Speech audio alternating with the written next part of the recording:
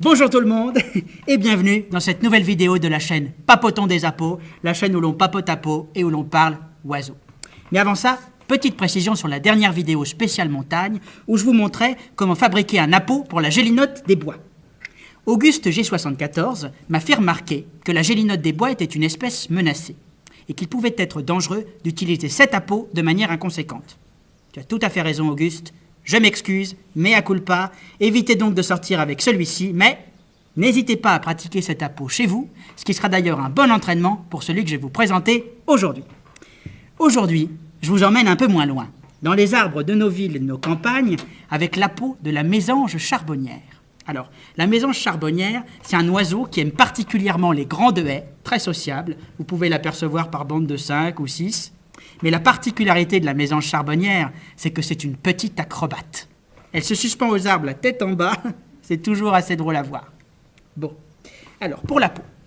Donc comme d'habitude, vous l'aurez vu, voilà, on est sur une combinaison métal-bois.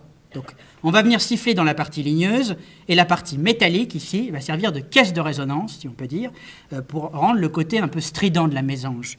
Avec au bout un trou pour laisser passer le son, un peu sur le modèle de la flûte. D'ailleurs, Balou Matisse, merci beaucoup pour l'envoi de la petite flûte. Matisse était en vacances en Slovénie récemment et il m'a envoyé une photo de la plus ancienne flûte d'Europe. Voilà. Des centaines de milliers d'années. Alors, flûte ou appôt, je vous laisse faire votre choix. En attendant, je vous mets le lien dans la description. Alors, pour cet appôt, je vais donc utiliser du buis, qui est un bois très léger, qui résonne bien. Donc là, pour la vidéo, je l'ai déjà façonné afin de gagner du temps, mais je vous ferai une deuxième vidéo pour vous montrer comment bien utiliser le tour à bois.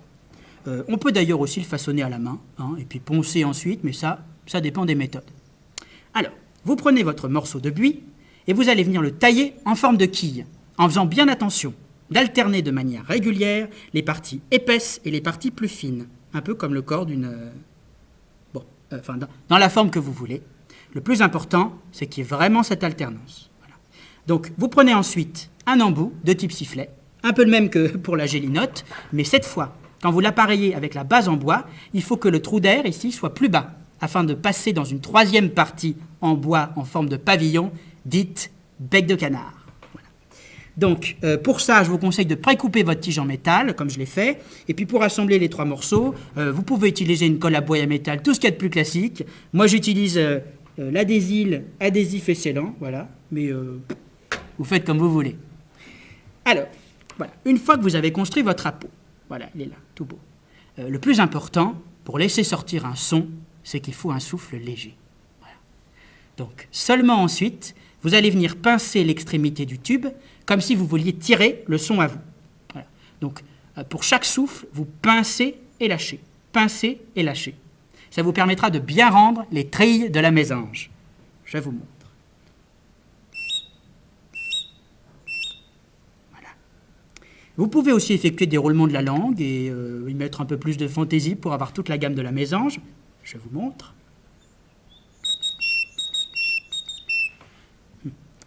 Mais ça demande d'être un peu plus perfectionné. Donc déjà, entraînez-vous sur cette première version, pincez, lâchez. Et puis, si vous voulez en savoir plus, si vous avez envie de varier les discussions avec la mésange de votre jardin, n'hésitez pas à m'écrire et je vous ferai une troisième vidéo pour vous montrer comment faire.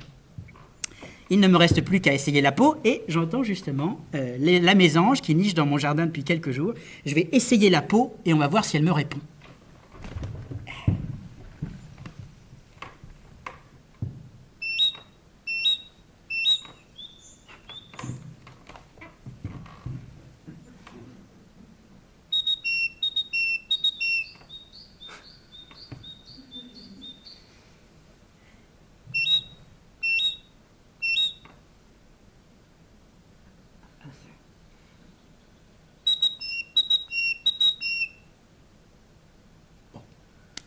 Elle a dû partir. Voilà.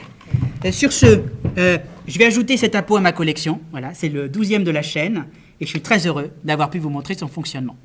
Voilà, n'hésitez pas à partager cette vidéo et un pouce en l'air, c'est toujours gratifiant. Et puis à laisser un commentaire. La dernière fois, il y en avait 6. C'était vraiment très joyeux. Voilà, c'était Hervé de la chaîne Papotons des Appos. Je vous souhaite une bonne journée et je vous dis à la semaine prochaine.